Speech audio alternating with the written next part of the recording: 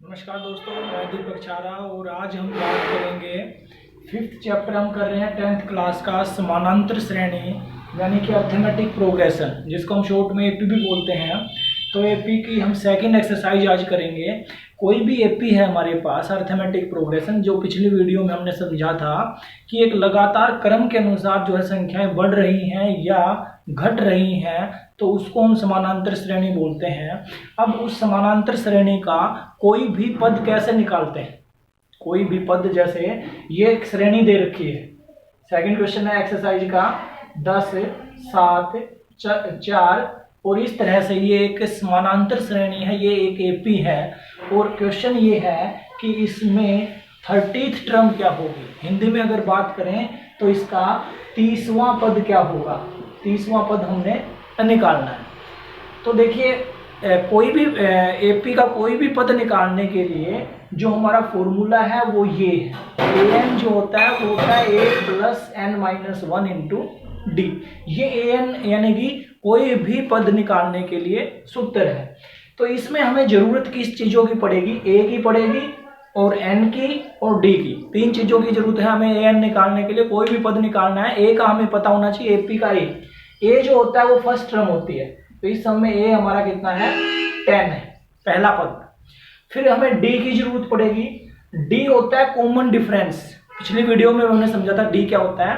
तो अगर वो आपने वीडियो नहीं देखी है तो पहले एक बार वो पिछली वीडियो जाके आप देखिए और फिर जो है ये सेकंड एक्सरसाइज कीजिएगा। तो डी जो होता है वो होता है सेकंड टर्म में से फर्स्ट टर्म हमने माइनस करनी है। यहाँ पे जो है कुछ बच्चे गलती करते हैं, हमने पहले सेकंड टर्म लिखनी है। सेकंड टर्म है 7 और माइनस फर्स्ट टर्म, तो ये होगा 7 माइनस 10 यानी कि -3। यहाँ पे जो गलती करते हैं बच्चे वो ये करते हैं कि 10 में से 7 माइनस कर देते हैं। इनका अंतर जो डिफरेंस जो है 3 लिख देते हैं, लेकिन 3 नहीं आएगा, -3 आएगा। ये ध्यान रखिएगा।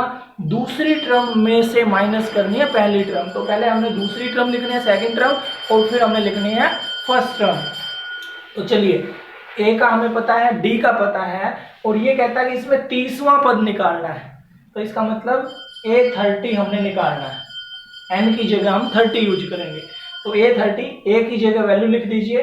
पहले तो हमने सबसे पहले तो फॉर्मूला लिखना है। फॉर्मूला हमारा A N equal to A plus N minus 1 into D. अब लिखते जाइए, ए एन की जगह 30, ए की वैल्यू कितनी है भाई?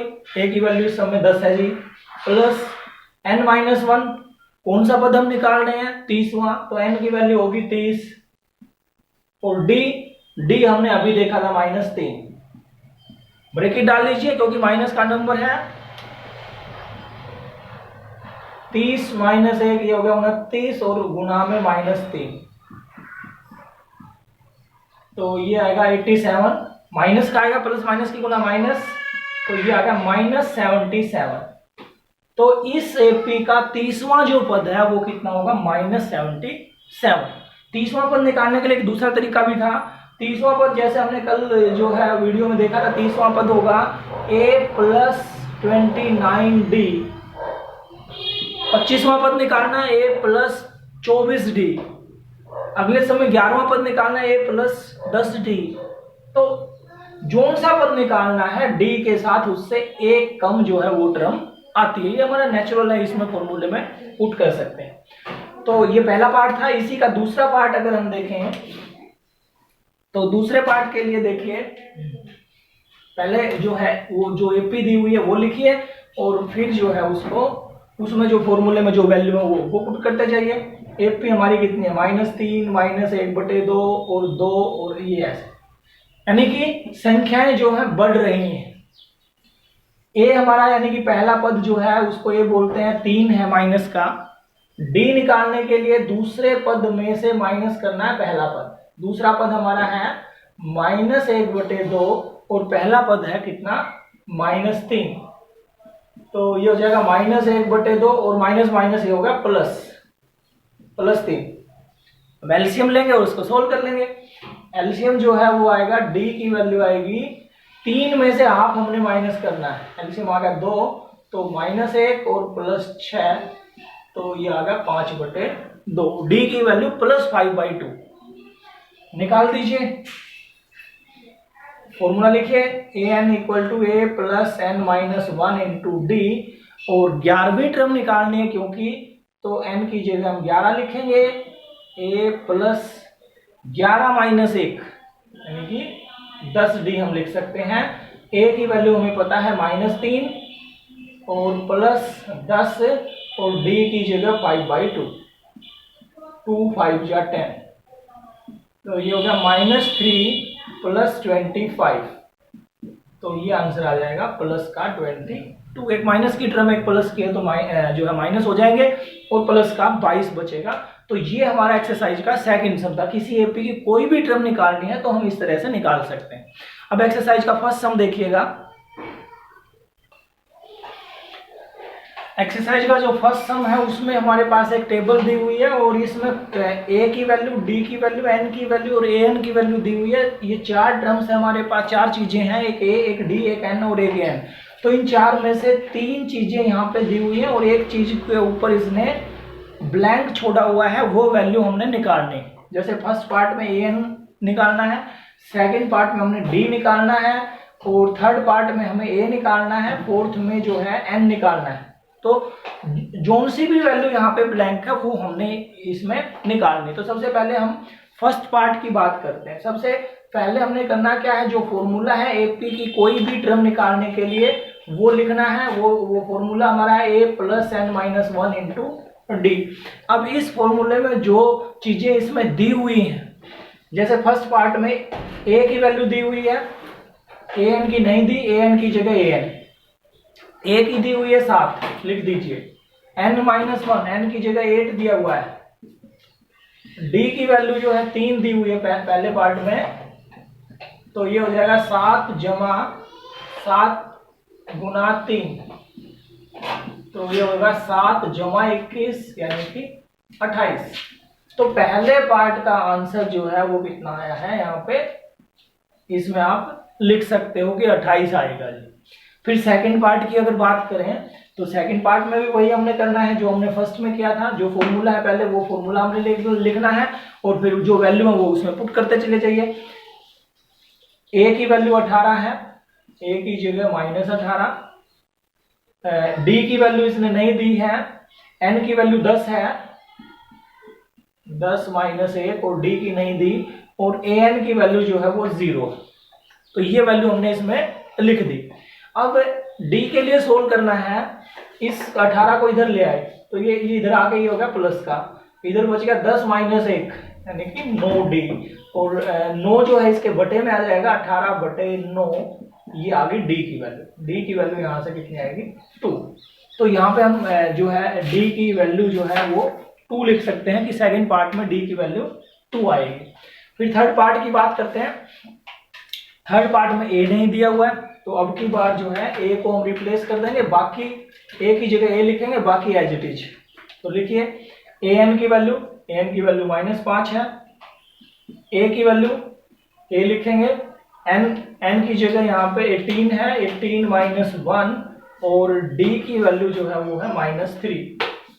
तो ये होगा -5 equal to A plus 17 into -3, then -5, ये हो गया 1751, -51 इधर जाके ये हो जाएगा +51, और ये ए की वैल्यू है तो ए की वैल्यू आ गई 46।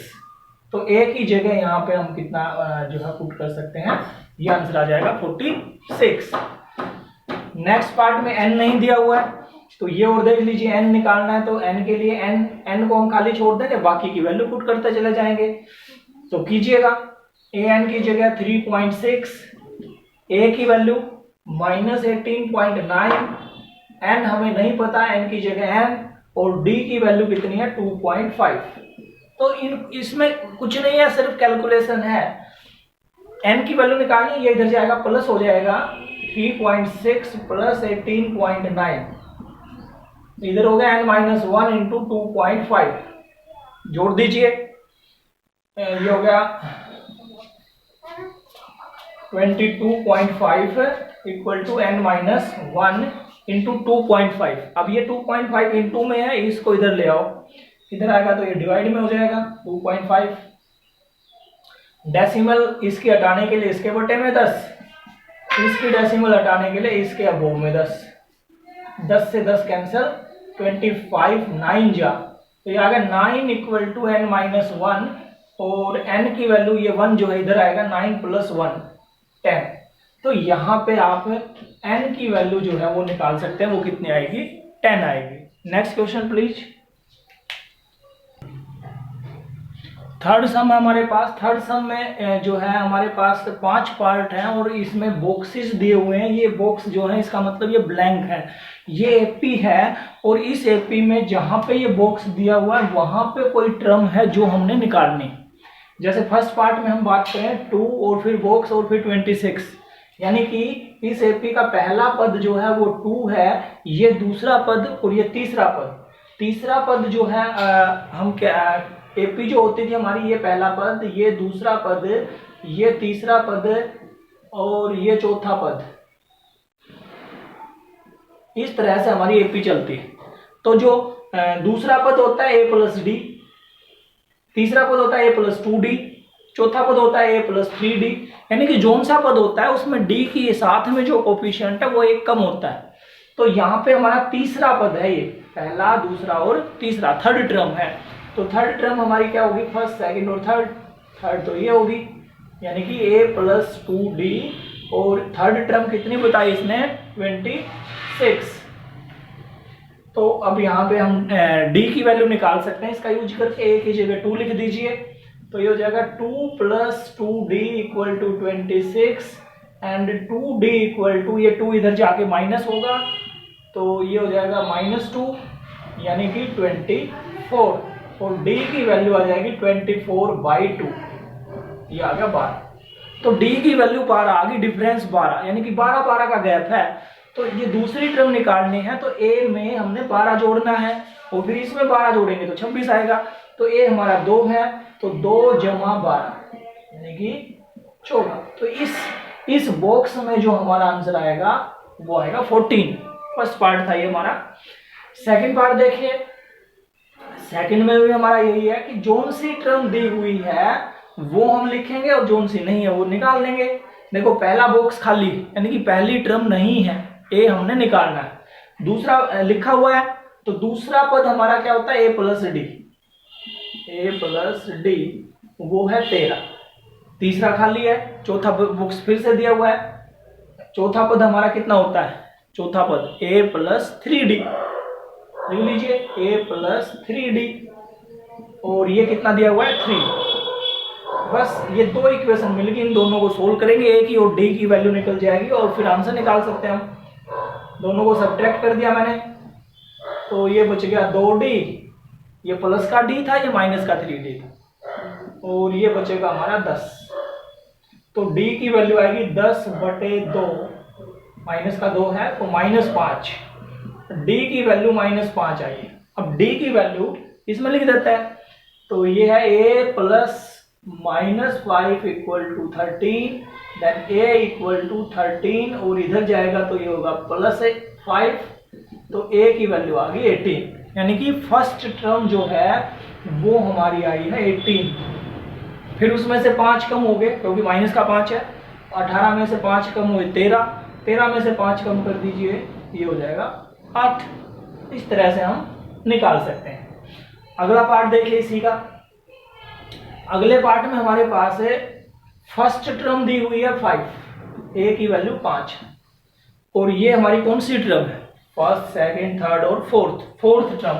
फोर्थ टर्म को हम लिख सकते हैं a प्लस 3d, वो है 9.5, 9 2 9 जा 18 प्लस 1 19/2। तो a की वैल्यू 5 है, वो लिख लीजिए यहाँ पे। तो 3d की वैल्यू आएगी 19/2 -5, 2 एलसीएम आएगा 19 - 10 यानी कि 9/2, और d की वैल्यू आएगी 9/2 और इंटू 1/3, 3 3 या 9, तो d की वैल्यू आई है 3/2। 3/2 हमारी d की वैल्यू। तो a की वैल्यू 5 है, दूसरी टर्म हम निकाल सकते हैं, a और d को जोड़ दीजिए, 5 में 3/2 अगर जोड़ेंगे तो 5 2 जा 10, 10 + 3 13, 13/2, 13/2 को हम लिख सकते हैं 6 इंटीजर 1/2, 13/2 लिखें या 6 इंटीजर 1/2 लिखें। नेक्स्ट टर्म हमारी है, इसमें फिर से हमें 3/2 जोड़ना है, तो इसमें जोड़ेंगे तो ये आएगा 8। इस तरह से हम ये नेक्स्ट टर्म इसकी निकाल सकते हैं। ऐसे ही हमारा फोर्थ पार्ट होगा। और जो है फिफ्थ पार्ट और देख लीजिए। फिफ्थ पार्ट में हमारी दो टर्म्स दी हुई हैं। एक तो हमारी सेकंड टर्म है, सेकंड टर्म को हम लिख सकते हैं a + d, वो हमारा कितना है 38, ये सेकंड टर्म है। और ये हमारी कौन सी है, first, second, third, fourth, fifth, sixth, छठी टर्म। और छठी टर्म को हम लिख सकते हैं a + 5d, ये 22 के इक्वल है, माइनस सब्ट्रैक्ट कर देंगे दोनों को, ये कैंसल, ये बचेगा 4d और ये हो गया वही 60, तो d की वैल्यू होगी 60/-4 -15, d की वैल्यू -15 है, यानी कि 15 कम होते जाएंगे। तो इससे अगले वाली वैल्यू जो फर्स्ट टर्म है वो इसमें से हमने 15 जोड़ने हैं तब आएगी। तो 38 और 15 अगर जोड़ेंगे हम तो ये आएगा 53, 53 में से 15 कम हुए 38, 38 में से 15 कम कर दीजिए 23, 23 में से 15 कम कर दीजिए 8, 8 में से जो है 15 कम कर दीजिए -7, -7 में से 15 कम कर दीजिए -22। तो इस तरह से ये हमारा थर्ड सम था। नेक्स्ट है fourth some, which term of AP 3, 8, 13 and 18 is 78। यानी कि एक AP है हमारे पास 3, 8, 13, 18, तो कहता है कि ये बढ़ता गया इस तरह से, तो इसका कहीं पे जाके एक टर्म आएगी 78, 78। तो कौन सी टर्म होगी, कौन सी टर्म होगी, कौन सी टर्म है, यानी कि विच टर्म। तो इसका मतलब हमने n निकालना है भाई, 10वीं टर्म है, 20वीं है, 25वीं है, n हमने निकालना है। a दिया हुआ है यहाँ पे, a है जी 3 है, क्या d भी दिया हुआ है, d भी हम निकाल सकते हैं, AP है तो d निकल जाएगा। सेकंड टर्म में से फर्स्ट माइनस कर देंगे तो इसका अंतर जो है 5 का है डिफरेंस, ठीक है जी। और फिर ये 78 क्या है, तो ये 78 है कि इसकी कौन सी टर्म 78 है, यानी कि यहीं पे कोई टर्म आ रही है तो इसको हम nth टर्म ले लेते हैं, nth टर्म 78। तो ये तीन चीजें हैं, फॉर्मूले में हमें 4 चीजें होती हैं, तो 4 में से 3 दी हुई है, चौथी अपने आप निकल जाएगी। लिखिए फॉर्मूला, फॉर्मूला हमारा है an = a + n-1 × d। an की जगह लिख दीजिए 78, a की जगह लिख दीजिए 3, n हमने निकालना है क्योंकि तो d की जगह 5, ये 3 जो है इधर जाके माइनस होगा, 78 - 3, तो ये हमारा बचेगा 75 = n-1। ये 5 मल्टीप्लाई में ये इधर जाके डिवाइड होगा, देन ये होगा 15 जा, तो n की वैल्यू होगी 15 + 1 यानी कि 17। इसकी जो है 16th टर्म जो है वो क्या होगी 78, इसकी 16वीं टर्म जो है 78 होगी। नेक्स्ट क्वेश्चन हमारे पास 7, 13, 19 और इस तरह से 205, ये एक AP दिया हुआ है।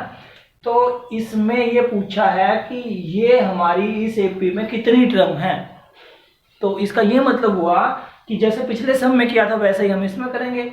A हमारे पास कितना है 7 है, D हमारे पास, इन दोनों को माइनस कर लीजिए, वो 6 दिया हुआ है, और AN हमारे पास कितना है 205।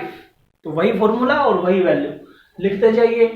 an का फॉर्मूला है a + n-1 × d, an की जगह 205, a की जगह 7, n हमें नहीं पता, और d की जगह 6, ये 7 इधर जाके माइनस होगा, तो ये हमारा बचेगा 198, और ये हमारा बच गया n-1 और इंटू में 6, 6 डिवाइड में जाएगा,